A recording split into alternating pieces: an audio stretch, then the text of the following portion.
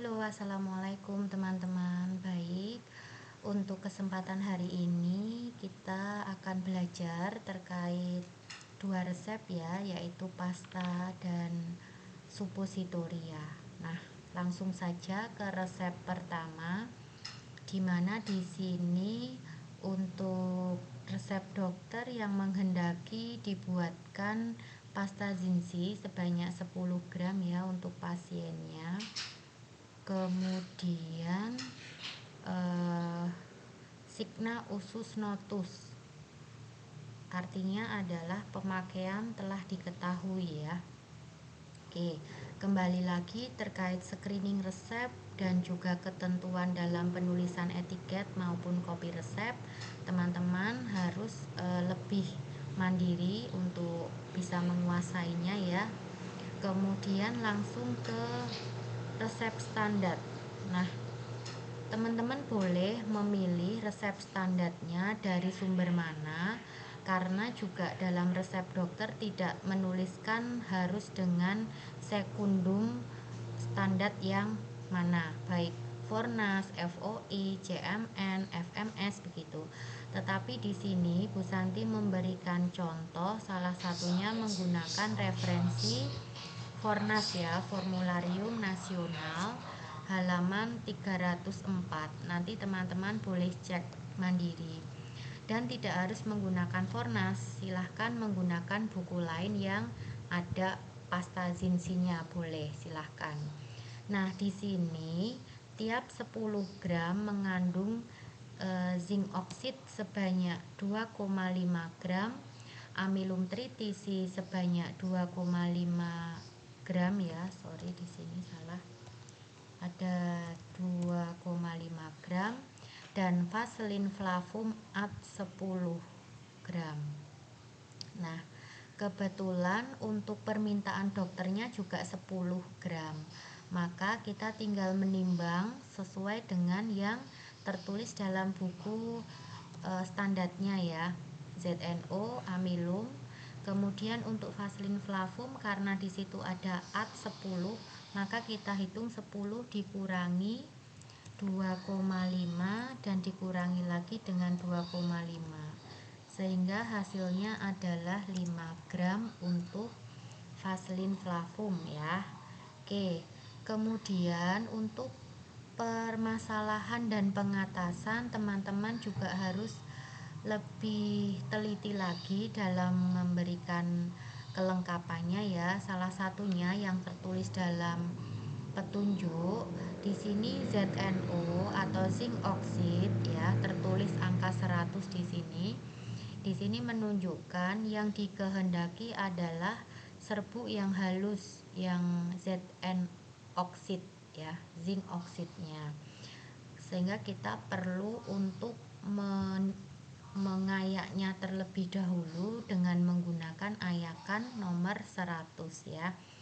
Kemudian salah satu permasalahannya juga kenapa kok harus diayak ya, karena kalau tidak diayak kemungkinan nanti dikhawatirkan akan bercampur dengan zinc atau ZnCO3 ya, yang mana ZnCO3 ini dapat terjadi dari ZNO yang kemudian bereaksi dengan CO2 ya dari udara.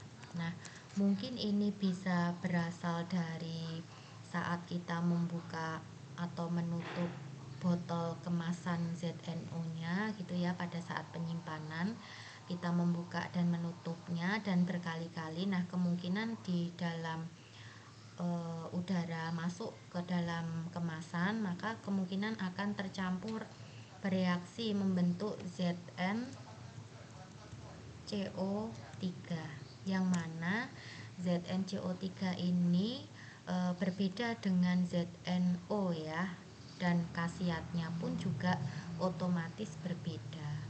Oke, untuk khasiat dari ZNO teman-teman juga perlu mencari ya dari referensi. Oke, cara pembuatannya gampang. Nah, Sebelumnya kita harus tahu dulu pengertian dari pasta ya.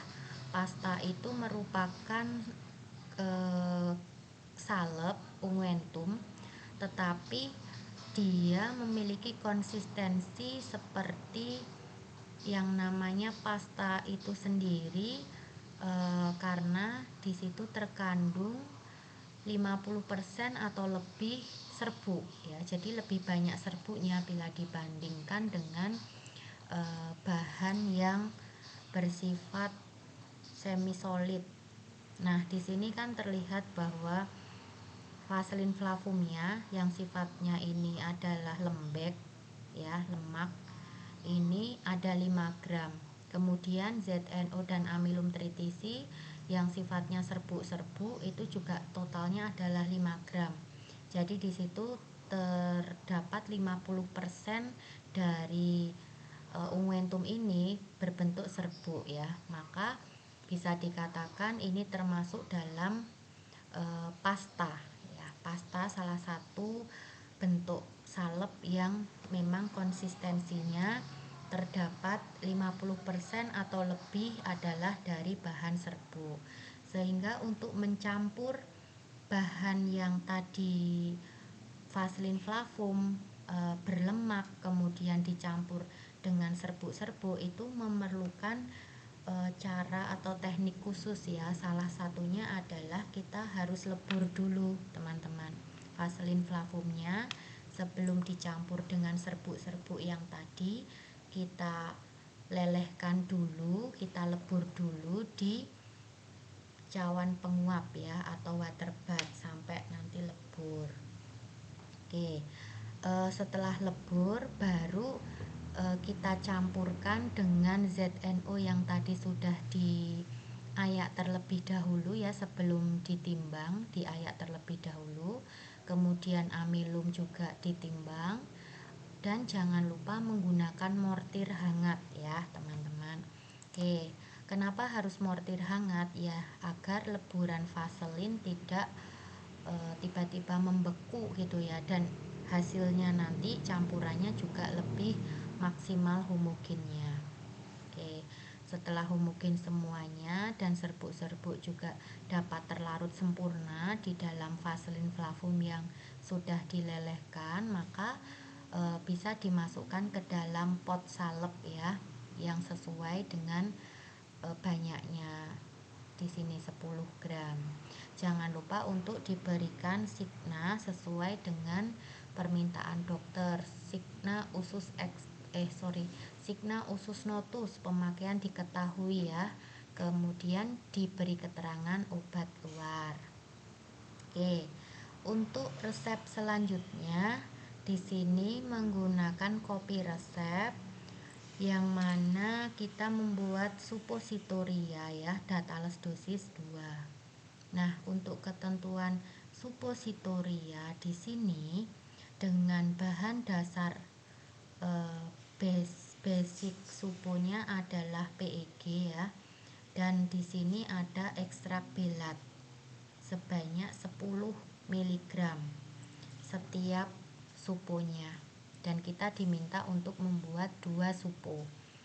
Nah, dalam permasalahan di sini terdapat berat supositoria dengan massa PEG adalah 3,9 gram setiap suponya. Sedangkan untuk pembuatannya kita harus buat ya dalam cetakan, maka kita harus lebihkan bahan-bahannya sebanyak 50%.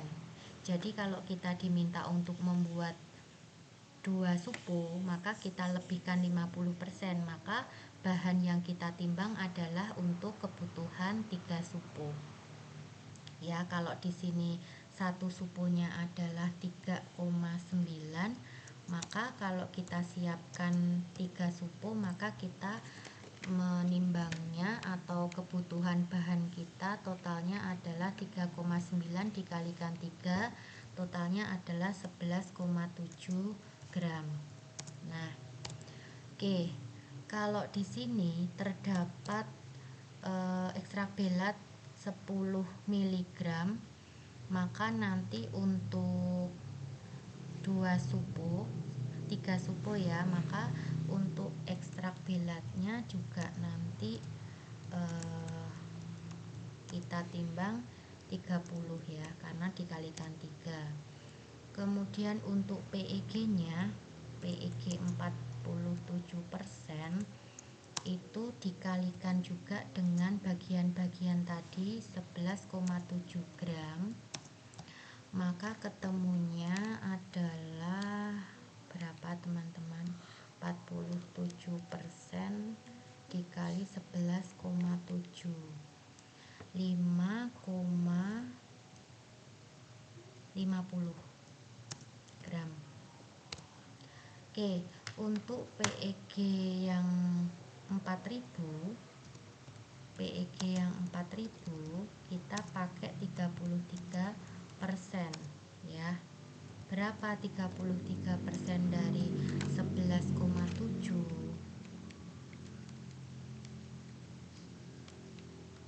3,86 gram ya. Oke, aquanya kita pakai 20%. Berapa 30% dari 11,7? 2,34 gram. Kalau air, karena biji nya 1, maka bisa dikatakan karena biji air ini bisa dianggap 1 ya, dianggap 1, maka untuk 2,34 gram kita tidak perlu timbang, tetapi langsung kita bisa ukur menggunakan gelas ukur ya. Kita ambil saja 2,34 mg, kurang lebih 2,3 ya. Oke. Kemudian catatan di sini untuk ekstrak belat ya. Ekstrak belat di sini untuk pemakaian oral atau dalam itu memang ada DM-nya ya. Sedangkan untuk wasir pemakaiannya memang pemakaian luar, tetapi di sini suppositoria wasir untuk penggunaan melalui anus ya, DM untuk pemakaian supo, nanti silahkan cek apakah ada perhitungan DM untuk wasir atau penggunaan di anus ya. Jadi nanti teman-teman melihat DM untuk penggunaan wasir suppositoria di tabel DM di Farmakope Indonesia edisi 3. Kalau memang ada, maka bisa hitung dulu DM-nya. Kalau memang tidak ada, ya berarti tidak perlu menghitungnya. Oke, kemudian apabila nanti ternyata memang sudah aman ya dengan perhitungan DM-nya, nanti kalau dilihat dari kebutuhan ekstrak belat di sini 3 dikalikan 10 mg, maka ketemunya adalah 30, maka di sini juga tidak bisa ditimbang ya, karena penimbangan minimal adalah 50 mg. Jadi harus membuat pengenceran ekstrak belat ya. Cara mengencerkannya, karena di sini ada unsur air ya, unsur air di sini aqua, maka pengencerannya kita menggunakan air. Nah, sebagai contoh, karena ekstrak belat penimbangan minimalnya adalah 50 mg dan kemudian kita langsung larutkan dengan aqua ya. Kita larutkan tidak usah terlalu banyak. Misalkan kita larutkan dengan at 1 cc ya, at 1 mili. Nanti boleh langsung diambil ekstrak belat 50 mg dan aquanya at 1 ml. Walaupun kita tahu nanti untuk 1 ml ini kurang lebihnya adalah 20 tetes ya. Kita boleh menggunakan perkiraan. Nah, dari sini maka nanti perhitungannya bagaimana untuk menghitung 30 mg dibagi 50 mg dikali dengan 1 ml ya. Ketemunya berapa teman-teman? 0,6 ml. Nah, di dalam pengenceran ini 0,6 ml ini mengandung 30 mg ekstrak belat. Nah, karena memang boleh teman-teman mengambil ya 0,6 mili atau kita perkirakan saja 0,6 mili ini kurang lebih berapa tetes. Apabila 1 mili setara dengan 20 tetes ya, maka kita hitung saja 0,6 mililiter dibagi dengan 1 mililiter dikali 20 tetes. Jadi setara dengan berapa? Gitu ya. Setara dengan 12 tetes. Jadi 12 tetes dari campuran tadi ini sudah mengandung 30 mg ekstrak beladon. Sisanya nanti ditampung di plastik klip untuk diberi keterangan sisa pengenceran ekstrak beladon ya. Untuk penimbangan ekstrak beladon itu sendiri juga merupakan ekstrak kental ya, jadi perlu ditimbang di dalam kaca arloji yang sudah ditara. Kemudian untuk pencampuran supositorianya juga jangan lupa untuk melebur PEG-nya ya, baik PEG 6000 maupun PEG 4000. Jadi kalau sudah ditimbang semuanya, kemudian dilebur di waterbath sampai leleh.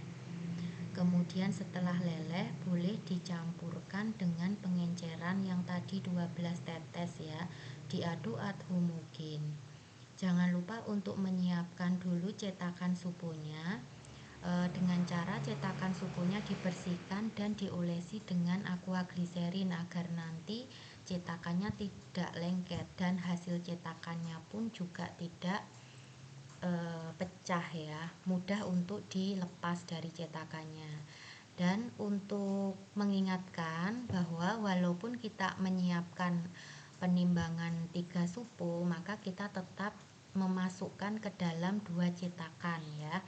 Ke dalam 2 cetakan kita masukkan hingga penuh dan jangan sampai diupayakan untuk tidak ada gelembung di dalam cetakannya agar nanti supositorianya betul-betul hasilnya adalah padat dan berisi.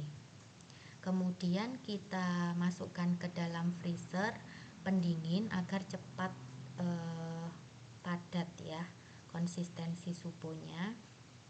Baru kemudian setelah membeku kita keluarkan dari cetakan dan masing-masing supo kita timbang seberat 3,9 gram.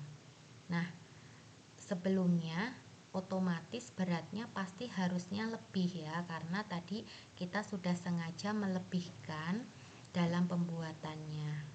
Nah, jadi nanti jangan lupa untuk terakhir tetap menimbang satu persatu supunya dengan berat 3,9 gram. Setelah selesai baru dimasukkan ke dalam wadah supositoria yang cocok, diberi etiket. Di sini tertulis signa usus cognitus ya, pemakaian telah diketahui, obat keluar. Nah, kemudian etiketnya warna biru teman-teman. Oke. Kembali lagi untuk mengingatkan juga, signa harus menyesuaikan dari permintaan dokter ya, di dalam resepnya disesuaikan pada etiket masing-masing obatnya. Akan tetapi nanti untuk informasi obat di dalam KIE pastinya dalam penyerahan obat juga harus di dampingi ya, disertai dengan informasi yang lebih jelas untuk memastikan pasiennya juga betul-betul sudah mengetahui aturan pakai dari obat yang akan digunakan. Baik, saya rasa sudah cukup teman-teman. Silahkan untuk kembali belajar dan mencoba untuk mengerjakan resep-resepnya. Sekian, wassalamualaikum warahmatullahi wabarakatuh.